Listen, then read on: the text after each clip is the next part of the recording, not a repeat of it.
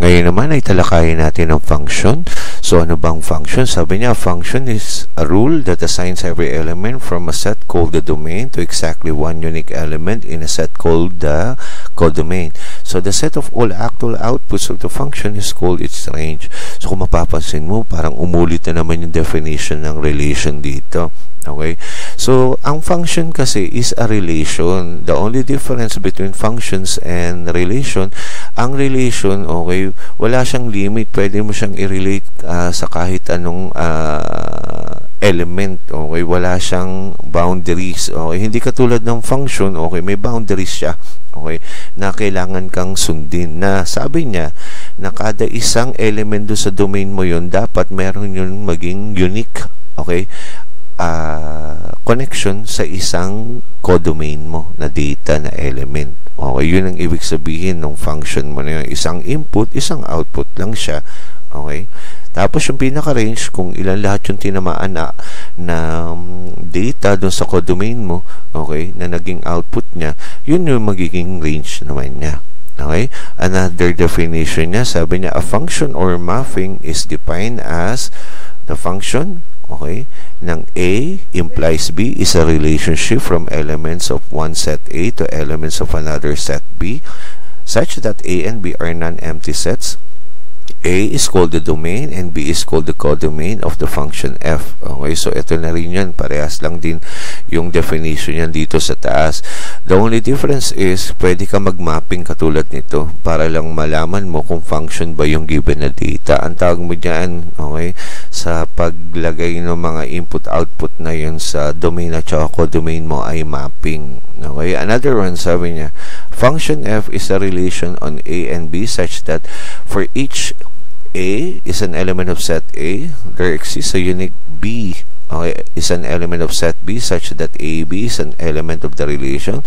A is called the pre-image and B is called the image of the function. Okay, so the same definition, okay, kailangan meron kang isang element dito, okay, yung element dito sa set A mo, okay, kapag minap mo dun sa set B mo, okay, kailangan isang input, isang output, yun yung sinasabi niya.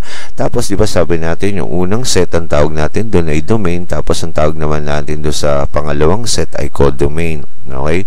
Tapos, lahat ng tinamaan na data doon sa codomain mo, ang tawag na natin doon ay range. Okay? So, another pantawag sa kanya kay set A, tawag natin dyan ay domain, isa pang tawag sa kanya ay pre-image. Okay? Kay set B naman, tawag natin ay codomain, ang tawag naman sa kanya ay image. Okay? Sa ibang libro. Okay? So, another, sabi niya, a function can be 1 to 1 or many to 1 but not 1 to many.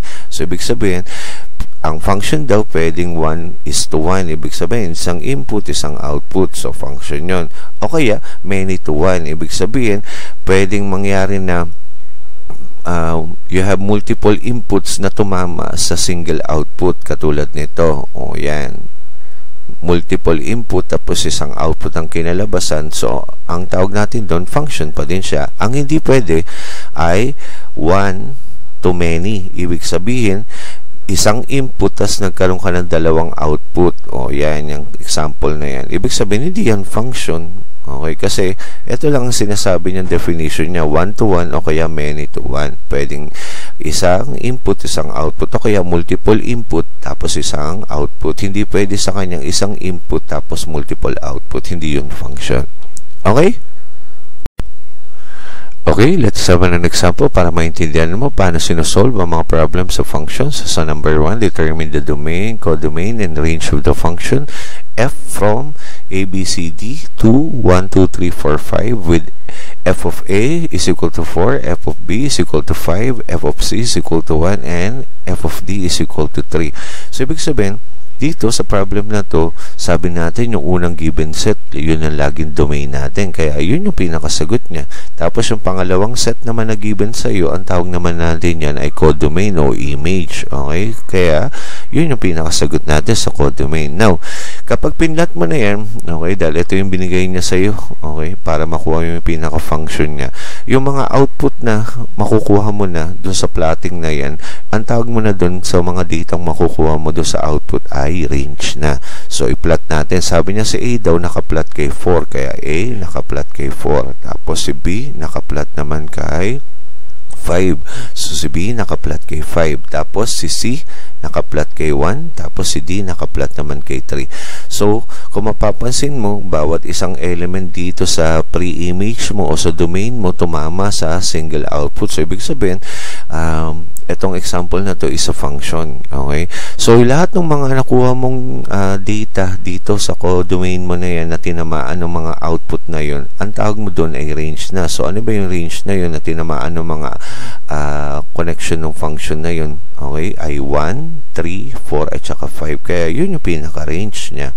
Okay? Pero kapag yung 2 tinamaan din, ibig sabihin, yung codomain mo equal lang doon sa range mo kasi lahat ng pinaka output ay tinamaan doon sa pinaka codomain na yun. Okay?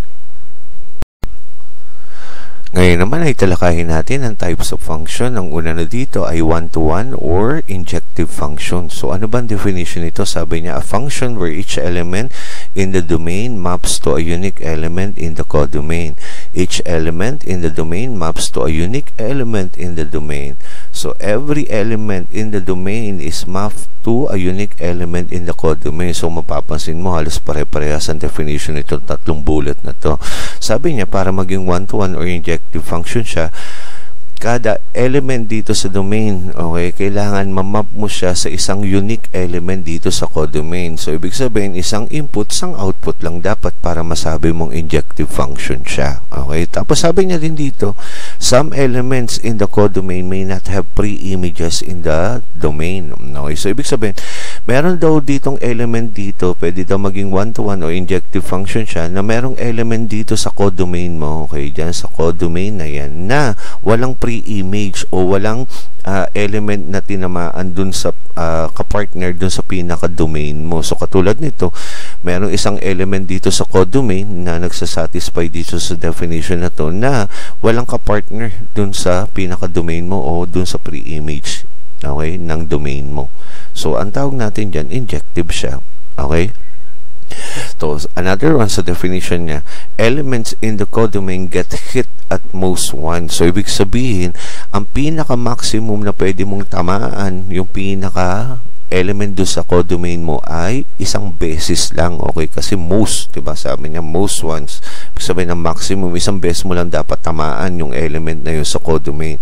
Ang least niya, okay, ibig sabihin, yung pinaka-list niya na pwedeng mangyari ay hindi mo tamaan yung pinaka-element doon sa codomain. Kaya katulad nito, sa example nito, merong isa na element na hindi siya tinamaan. So, ibig sabihin, ang tawag natin dyan sa function na yan ay injective function. Okay? So, let's have an example para maintindihan mo ano ba itong one-to-one or injective function. Sabi niya, determine whether the function f from a, b, c, d to 1, 2, 3, 4, 5 with f of a is equal to 4, f of b is equal to 5, and f of c is equal to 1, and f of d is equal to 3 is one-to-one function or injective function. So, pinacheck niya. Actually, sinagutan na natin to kanina lang. Okay? So, ito na yung sagot natin yan kapag pinlat mo na ito. Si A nakaplat kay 4, si B nakaplat kay 5, tapos si C nakaplat kay 1, tapos si D nakaplat kay 3. So, kung mapapansin mo, bawat pre-image o element dito sa domain mo, nakaplatted siya sa isang unique na output, okay, na element doon sa codomain mo, tag-iisa, kaya siya tinawag na 1:1, okay. Tapos, ibig sabihin, dahil tag-iisa yung kinalabasan ng pinaka-plotting mo dito, automatic agad yun na injective siya o one-to-one siya. At another one na isa pa na magpapatunay na talaga injective to, meron kang isang element, okay, na walang pre-image dito sa domain mo. So, automatic agad na itong data na ito ay injective function o one-to-one. Kaya ito yung naging sagot niya. Okay? The function is one-to-one because every distinct input, okay, distinct input, you get a distinct output. Okay? So, that's it. Okay, let's have another example. Determine whether the function f of x is equal to x squared from the set of integers to the set of integers is 1 to 1. So, ibig sabihin, no, pwede lang natin i-substitute sa kanya ay yung mga integers lang kasi yun yung condition na ibinigay niya dito sa problem na ito. So, sa domain natin, ikaw mamimili kung anong gusto mo mga data ang gusto mong gamitin. Okay, basta integer. Okay, tapos i-substitute mo lahat yung mga napili mong mga number na yan dito sa equation na to. So, katulad nito, ang mga napili ko ay itong mga number na ito. So, let us say, ang x natin ay equal sa 2. So, i-substitute mo dyan. So, ang kalalabasan nun, diba, 2 squared kapag sinubstitute mo. So, ano ba ang 2 squared? 4. So, ito yun. Okay, tapos, pinili ko naman ang value ng integer ko is 1. So, pag sinubstitute mo yan dito sa pinaka-equation na to, magiging 1 squared. No, ano bang 1 squared? 1. Okay? Kapag naman ang value na pinili ko ay 0, so magiging 0 squared. Okay? So, that is 0. Okay? So, mapapansin mo dito, okay, bawat isang element ko sa domain ko, nagkakaroon ng unique output. Ibig sabihin, tagi-isa. Okay? So, para ma-check natin kung talagang injective to o 1 to 1 to, ulitin-ulit natin yung integer na ibinigay niya. Pero, ang gagamitin naman natin, negative sign. So, inulit ko siya, negative 1 ang kinuha ko. Para lang makita ko kapag yung sagot na nakuha ko ay mag-iba, ibig sabihin, automatic agad na injective to. Pero, kapag nagkaroon siya ng kaparehas na data dito sa codomain, ibig sabihin, yung data na yun ay hindi injective. Okay? Kasi, diba sabi natin, ang pinaka-maximum na maging output niya isang beses lang, okay? At hindi pwedeng umulit yung output na yun, okay? So, substitute natin, negative 1, okay? Tapos, squared, okay? Sa pinaka-equation. So, ang negative 1 squared ay positive 1, okay? Ito na yun. Tapos, negative 2 naman, okay? Gamitin natin. So, magiging negative 2 squared, you will get positive 4. So, kung mapapansin mo, umulit yung output dito na 1, 1 at saka 4, 4. So, automatic, hindi na to injective o 1 to 1 kasi may umulit na output. Dapat walang uulit na output para masabi mong 1 to 1 yung pinaka-data mo. So, automatic na ang sagot natin hindi dito 1 to 1 o injective. Kasi, okay, sabi niya, this is not an injective function because different inputs can result in the same output. Okay? Kasi magkakaiba yung input na ginamit mo pero tumama sa magkakaparehas na output. Okay, so this is an example ng hindi injective o hindi one-to-one function. Okay? Okay, let's have another example. So, sa problem number 3, determine whether the function f of x is equal to 2x, okay, from the set of integers to the set of integers is 1 to 1. So, pinacheck niya kung itong function na ito is 1 to 1. At ang pwede ko lang i-substitute sa kanya ay mga data ng integer lang. Okay, so, ito yung mga napili kong data. Okay, bahala ka, it's up to you. Kasi, lahat naman ng set of integers pwede mong gamitin. So, ito lang yung napili kong mga number para gamitin dito para lang ma-prove ko kung 1 to 1 siya. So, pwede kang pumili ng kahit anong number. Okay, basta whole number kasi set of integers daw pwede mo lang i-substitute sa kanya. So, ang pinili ko ay 2. Okay, so i-substitute mo yung 2 na yan dito sa pinaka-equation na to. So, magiging 2 times 2 na siya. Okay, so that will give you 4. Okay, tapos kung 1 naman, magiging 2 times naman ng 1 kapag sinubstitute mo yung 1 dito sa equation na to. So, lalabas sa'yo 2. Kapag 0 naman ang ginamit mo, so magiging 2, okay, times ng 0, that will give you 0. Okay, kaya ito yon. So, tingnan natin, diba, para malaman natin kung 1 to 1 to. Ulitin-ulit natin yung integer na yun, pero ang gagamitin natin negative naman. Okay, para kapag parehas ang lumabas na output, automatic agad yun na hindi siya injective o 1 to 1. Okay, so negative 1 ang piliin natin. So dito, substitute may negative 1 sa equation ng 2x, magiging 2 times ng negative 1. That will give you negative 2. Tapos kung negative 2 naman ang ginamit mo, that will give you 2 times ng negative 2. That will give you negative 4. So kung mapapansin mo, wala nang umulit, okay, na data dito sa loob ng pinaka codomain o yung pinaka output na data mo, okay, which is the range kapag kinuha mo yung pinaka-summation ng pinaka-data na yan.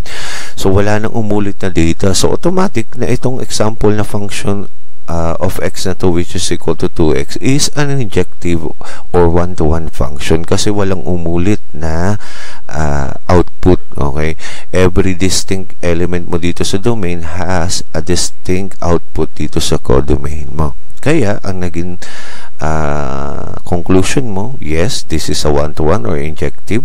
Okay, kasi bawat distinct element dito sa domain mo, sa input side mo, has a distinct output dun sa codomain mo. Okay? Ngayon naman ay talakayin natin ang onto or surjective function. So, this is another type of function. Sabi niya, a function where the codomain is completely covered by the elements in the domain. Okay? So, ibig sabihin, sinasabi niya sa iyo dito sa definition na ito, dapat, okay, lahat ng element sa codomain mo ay tamaan siya. Hindi pwedeng hindi siya tamaan. Okay? Hindi katulad kanina sa injective, meron kang isang element dun sa codomain mo na pwedeng hindi tamaan. Dito sa surjective, sabi niya, kailangan lahat ng element dun sa codomain ay tamaan siya. Okay? Ng mga images dun sa loob ng domain mo. Okay? Yun yung ibig sabihin ng definition na una. Tapos sabi niya dito, okay, clear natin. Multiple elements in the domain may map to the same elements in the codomain. So, pwede daw mangyari na may mga multiple elements dito sa domain mo na tatama, okay, sa single element dun sa codomain mo. So, katulad nito, ito yung example na yun. Multiple elements dito sa domain mo tumama sa single element dun sa codomain mo. So, ibig sabihin, this is a surjective function o onto function. Okay? So, clear ulit natin. Tapos, sabi niya, there may be elements in the codomain with no pre-image in the domain. Okay? Pwedeng mangyari daw na, okay, sinabi niya sa'yo, na meron daw mga data dito sa domain mo, okay, na walang image sa codomain mo. Yun ang ibig sabihin para masabi mo surjective o onto siya. Baliktad siya dun sa injective kanina. Diba dito yung may nawawala sa may codomain part mo na walang pre-image dun sa domain. Dito naman, pwedeng magkaroon ka, okay, ng data dito sa domain mo na walang output na tinamaan. Okay, para masabi mong onto or surjective function siya. Okay, and then the last definition, elements in the codomain get hit at least once. Ibig sabihin, ang pinaka-least, okay, na pwedeng mangyari, isang beses mong tamaan yung pinaka element dun sa codomain mo. Yun yung least niya. Okay, isang beses lang. Pero ibig sabihin, kung least yun, ang maximum, okay, ang pinaka-maximum mo, okay, pwedeng tamaan yung mga elements sa codomain mo ng ilang beses. Kasi least yung sinabi niya dito, yung pinaka-least, pwede mong tamaan ng isang beses lang siya. Pero ang maximum, ibig sabihin, pwede mong tamaan ng ilang beses yung element na yun dun sa codomain mo. Kaya katulad nito, okay, maximum nito, okay, dalawang beses sa tinamaan itong element na to. So, ibig sabihin, surjective function yun o onto siya. Okay? So, para maintindihan mo paano sinosolve yung mga problem dito, let's have an example. Let f be the function from a, b, c, d to 1, 2, 3 defined by f of a is equal to 3 and f of b is equal to 2 and f of c is equal to 1 and f of d is equal to 3. Is f an onto function? So, tinatanong niya kung itong mga given data ba na ito ay onto or surjective function. So, para malaman natin, kailangan nating i-plot siya. So, sabi niya, si A daw, naka-plot kay 3. So, ito yon. Si B daw, naka-plot kay 2. Tapos, si C, naka-plot kay 1. Tapos, si D, naka-plot kay 3. Okay.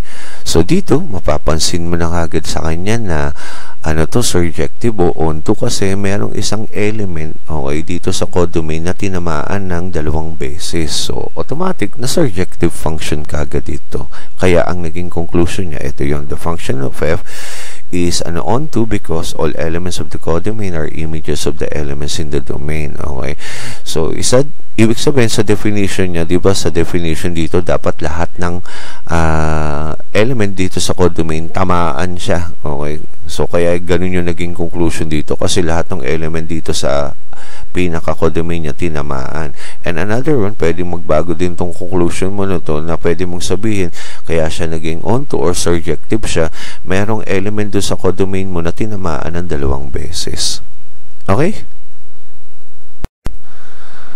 Okay, let's have another example. So, sa problem number 2, determine whether the function f of x is equal to x squared from the set of integers to the set of integers is onto.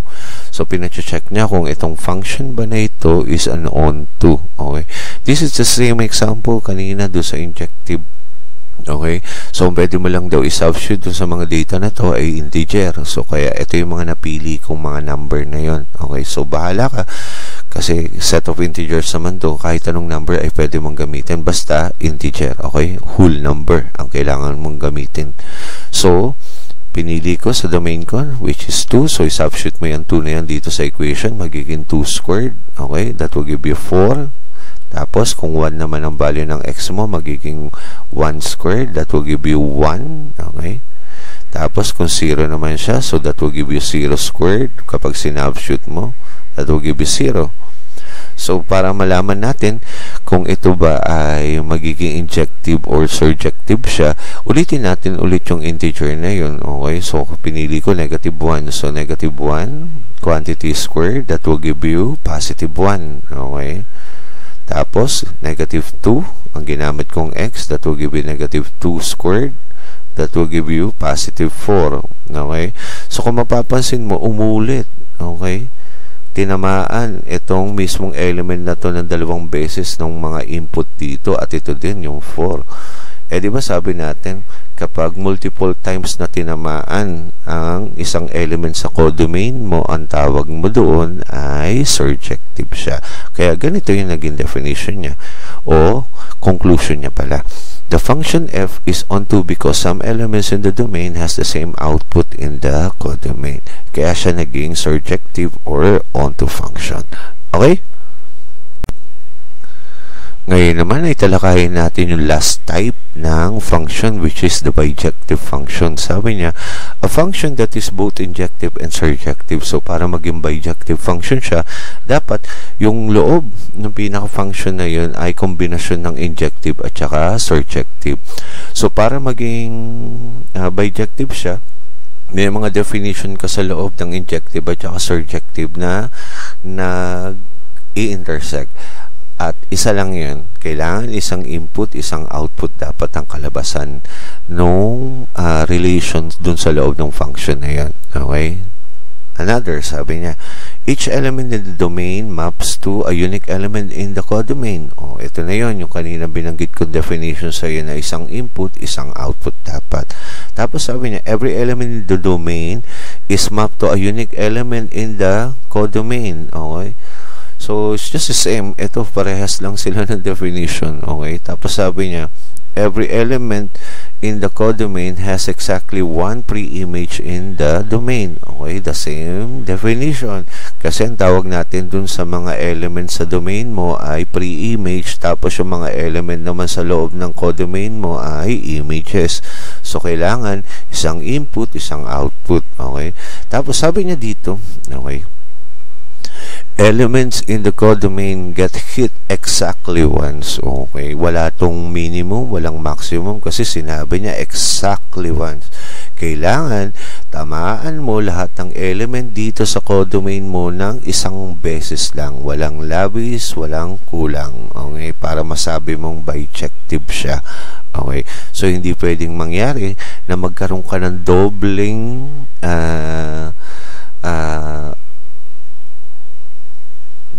hit dun sa may mismong element sa loob ng codomain mo. Kasi sinabi niya exactly once diba? So, bawal magdoble o magmultiple na output dito. At, kailangan kung ilan yung element dito sa loob ng domain mo, dapat lahat yun may ka-partner yun sa loob ng codomain mo. Okay? Hindi pwedeng mangyari na may isang element dito tapos walang output. Hindi din pwedeng mangyari na mayroong isang output dito pero walang input doon. Kailangan lahat ng mga elements sa domain mo may kanya-kanyang output siya para masabi mong bijective function siya. Okay? So let's have an example. Let f be the function from a, b, c, d to 1, 2, 3, 4 with f of a is equal to 4 and f of b is equal to 2 and f of c is equal to 1 and f of d is equal to 3. Is f a bijection o bijective function? So, para malaman natin, kailangan natin i-plot itong mga data na ito. So, si A nakaplot kay 4, tapos si B nakaplot kay 2, si C nakaplot kay 1, tapos si D nakaplot kay 3. So, kung mapapansin mo, bawat element dito, okay, sa may domain mo ay nakaplotted dito sa bawat element dito sa codomain mo. So, ibig sabihin, isa yun na nag-fit dun sa definition ng bijective function. So, ibig sabihin, kaya ganito yung naging conclusion niya. Itong example na ito is a bijective. Okay? Because the function f is a bijective because for every element in the codomain get hit exactly once. Okay?